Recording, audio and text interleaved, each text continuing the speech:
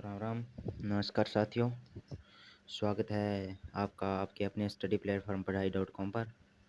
तो आज है 14 मई और 14 मई 2026 के जितने भी भारत और राजस्थान करंट अफेयर के से संबंधित महत्वपूर्ण प्रश्न हैं वो मैं आपके सामने ऑथेंटिक जो प्रमाणित तथ्य है उनके साथ और विभिन्न जो महत्वपूर्ण खबरें हैं, जो न्यूज़ है, उनके एनालिसिस के साथ आपके सामने लेकर उपस्थित हूँ।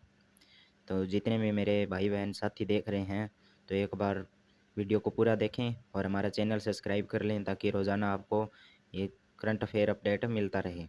तो चलिए शुरू करते हैं आज की क्लास। आज की क्लास का पहला प्रश्न है भारत करंट अफेयर का। तो ETPL क्रिकेट, तो भारत के पूर्व कप्तान और कोच राहुल द्रविड़ ने ETPL में डबलिन गार्डियंस टीम खरीदी है।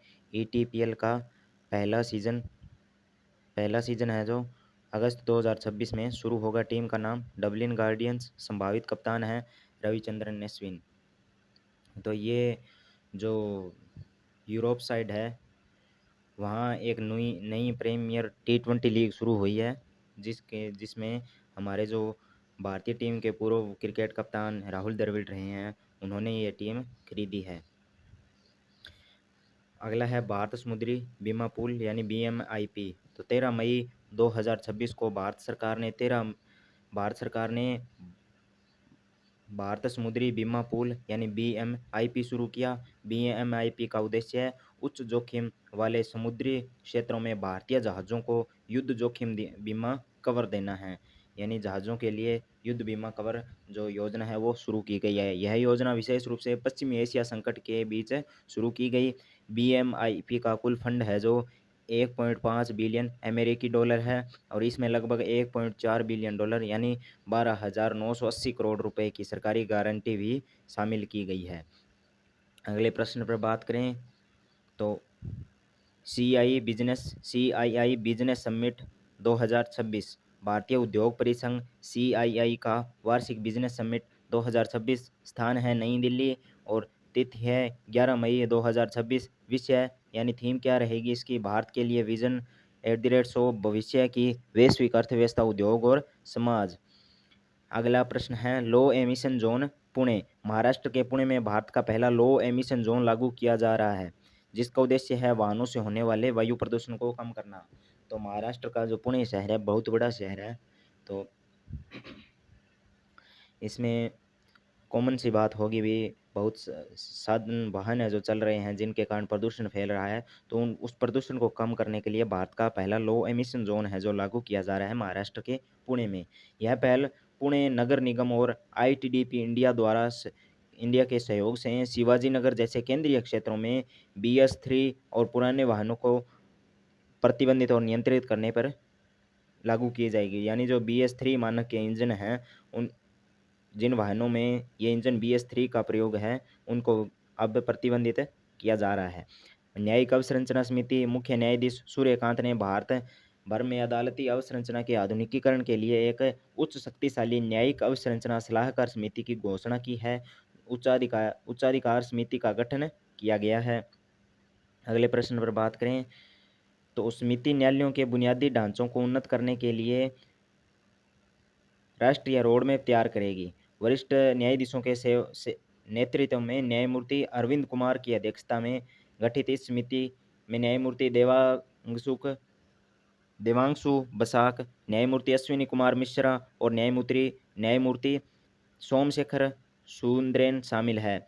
अगला प्रश्न है भीम मंडली इको हेरिटेज साइट। केंद्रीय शिक्षा मंत्री यानी धर्मेंद्र जी प्रधान ने 10 मई 2026 को उड़ीसा के संबलपुर में 8.3 करोड़ की लागत से अधिक लागत वाली भीम मंडली इको हेरिटेज साइट का उद्घाटन और आधारशिला रखी। यह परियोजना प्रागैतिहासिक गुफा चित्रों के संरक्षण और पर्यटन को बढ़ावा देने के लिए है। अब भारत करंट अफेयर से अन्य महत्वपूर्ण प्रश्न जो रह जाते हैं वो हम देख रहे हैं। तो टाटा केमिकल्स के प्रबंधन निदेशक और CEO R मुकुंदन ने 12 मई 2026 को भारतीय उद्योग परिसंघ यानी CII के अध्यक्ष 2026-23 के रूप में पदभार ग्रहण किया है। CII के बारे में हम अभी पढ़ चुके हैं। तो विदेश मंत्रालय ने 1995 के बैच के IFS अधिकारी प्रशांत पिस्से को ओमान सल्तनत में भारत का अगला राजदूत नियुक्त किया है।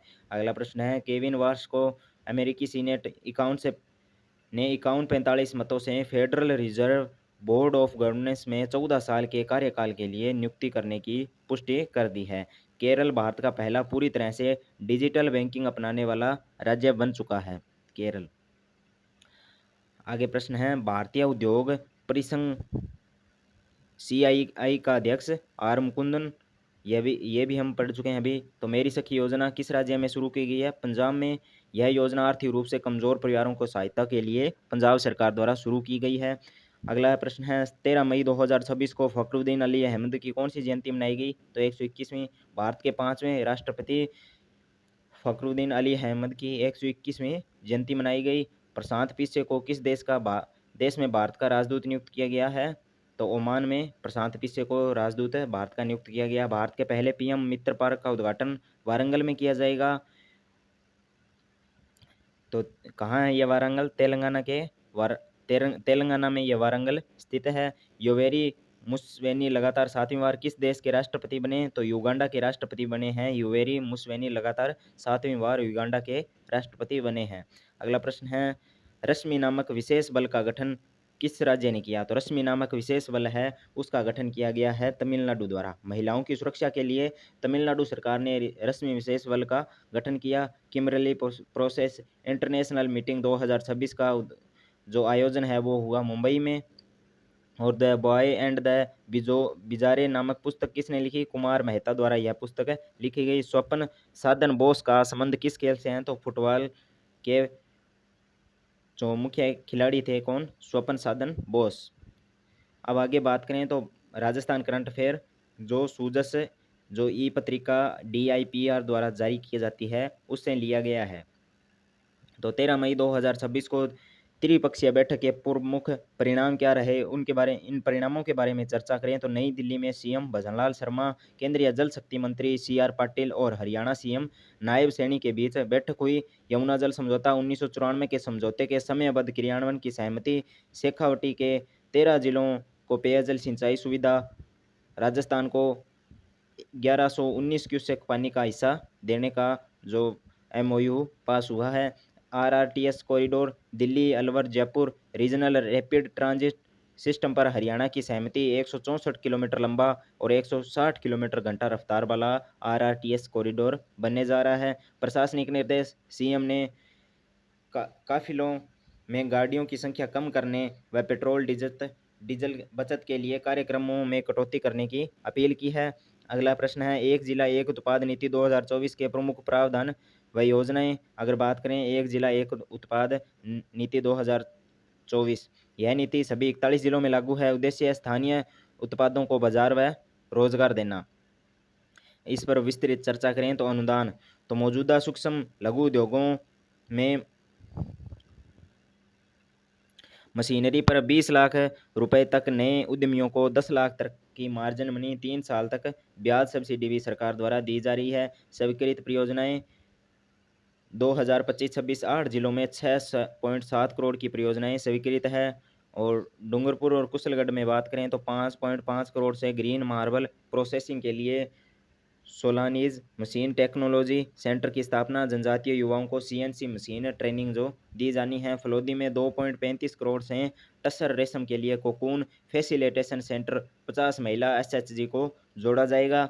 आगे बात करें तो राजस्थान ने सहकारिता व शिक्षा क्षेत्र में कौन सी राष्ट्रीय उपलब्धि हासिल की है? तो 2 क्षेत्र में देश में प्रथम स्थान पर राजस्थान रहा है। अन्न भंडारण, विश्व की वृहद अन्न भंडारण योजना में राजस्थान देश में प्रथम। पैक्स स्तर पर गोदाम निर्माण से किसान NWR पर 70% तक लोन ले सकते हैं। एकीकृत शिक्षा की बात करें तो 1 से कक्षा 12वीं तक एक परिसर में 27,889 विद्यालय संचालित करके राजस्थान प्रथम। नीति आयोग के अनुसार देश के कुल एकीकृत स्कूलों का यह 35% है और ड्रॉप आउट दर 17 से घटकर 4.2% हुई। PM जनमन योजना क्या है और 12 में इसकी स्थिति बतानी है। तो PM जनमन योजना की बात करें तो PM जनमन योजना विशेष रूप से कमजोर जनजातीय समूह यानी PVIG को मुख्य धारा से जोड़ने हेतु शुरू की गई योजना है। लक्षित समूह 12 के शाहबाद और किशनगंज ब्लॉक में सहरिया जनजाति राजस्थान में 76,237 सहरिया परिवार है। 9 घटक है, पक्का आवास, सड़क, नल और जल, बिजली, mobile, medical unit, anganwadi, one धन केंद्र पर आदि है। और लक्ष्य 12 में 12,340 परिवारों को पक्के आवास, 42 नई सड़कें और 210 किलोमीटर स्वीकृत किया गया है। आगे बात करें तो टेल 40C का क्या है और इसकी कार्यप्रणाली पर बात करें तो गृह मंत्रालय का व्हाट्सएप चैटबॉट नंबर है। ये चैटबॉट नंबर है, इंपॉर्टेंट है, याद कर लेना, पक्का किसी न किसी एग्जाम में पूछा जाना है। उद्देश्य है साइबर अपराध की तुरंत रिपोर्टिंग, गोल्डन ओवर यानी 1 घंटे में रिपोर्ट करने पर 80% तक पैसा है जो रिफंड किया जा सकता है। जो साइबर फ्रॉड हो रहे हैं पैसे से संबंधित, कैसे काम करता है तो इसके काम पर बात करें तो नंबर सेव कर, हाई लिखें, घटना की तारीख, राज्य जिला भरें, स्क्रीनशॉट अपलोड करें, शिकायत सीधे cyber crime dot government in पर दर्ज होगी। ऑटो एक्शन एनपीसीआई को अलर्ट करता है और बेनिफिशियरी बैंक अकाउंट के तुरंत फ्रीज हो जाता है। अब बात करें अमृत 2.0 पर मुख्य सचिव के निर्देश। तो अमृत 2.0 राजस्थान के लिए मुख्य सचिव श्री वी श्रीनिवास ने 12 मई 2026 को समीक्षा की और राजस्थान के लिए 10,760 करोड़ रुपए 183 शहर इसके तहत कवर किए गए। जयपुर फोकस, बिसलपुर जयपुर फेज 2 में 24/7 जलापूर्ति, द्रव्यवती रिवर्सें जोड़कर सीवरेज, 75 नए पार्क बनाने की घोषणा। सख्ती 30 जून 2026 तक 50% फिजिकल प्रोग्रेस नहीं होने पर ठेकेदार ब्लैकलिस्ट व 0.1% प्रतिदिन की पेनल्टी भी लगेगी।